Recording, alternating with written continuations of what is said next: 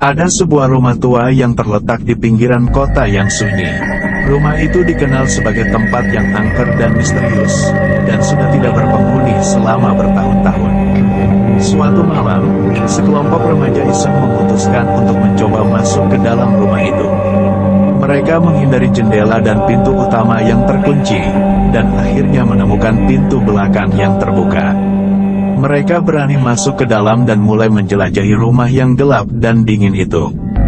Namun, semakin mereka menjelajahi rumah itu, semakin aneh dan menakutkan kejadian yang terjadi.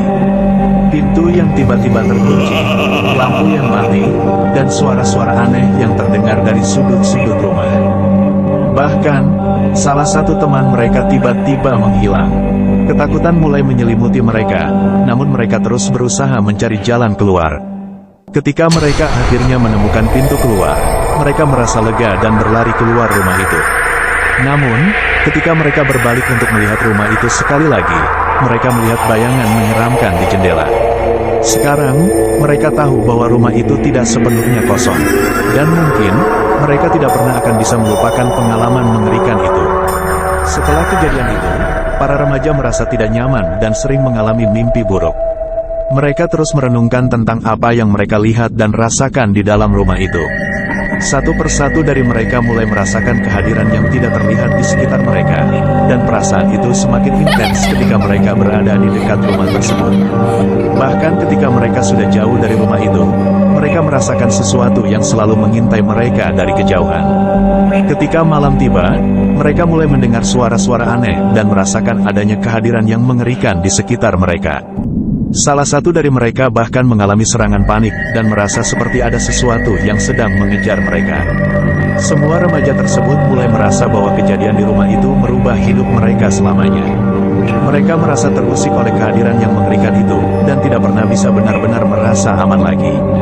Sampai suatu hari, ketika salah satu dari mereka memutuskan untuk kembali ke rumah itu dan mencari tahu apa yang sebenarnya terjadi di sana. Namun, dia tidak pernah kembali. Dan kini, para remaja tersebut merasa takut untuk kembali ke rumah itu lagi, karena mereka tidak ingin menjadi korban selanjutnya dari kehadiran yang menakutkan itu. Setelah kehilangan teman mereka yang terakhir, para remaja merasa semakin terpukul dan ketakutan. Mereka merasa bahwa ada kekuatan yang lebih besar dari mereka yang tidak ingin mereka mencari tahu apa yang terjadi di rumah itu. Namun, salah satu dari mereka tidak bisa membiarkan keadaan terus seperti itu. Dia memutuskan untuk mencari tahu apa yang sebenarnya terjadi di rumah itu dan mengatasi ketakutannya. Dia merencanakan sebuah perjalanan ke rumah itu dengan tujuan untuk mengungkapkan misteri yang ada di dalamnya. Ketika dia sampai di rumah itu, dia merasa bahwa ada sesuatu yang berbeda dari sebelumnya.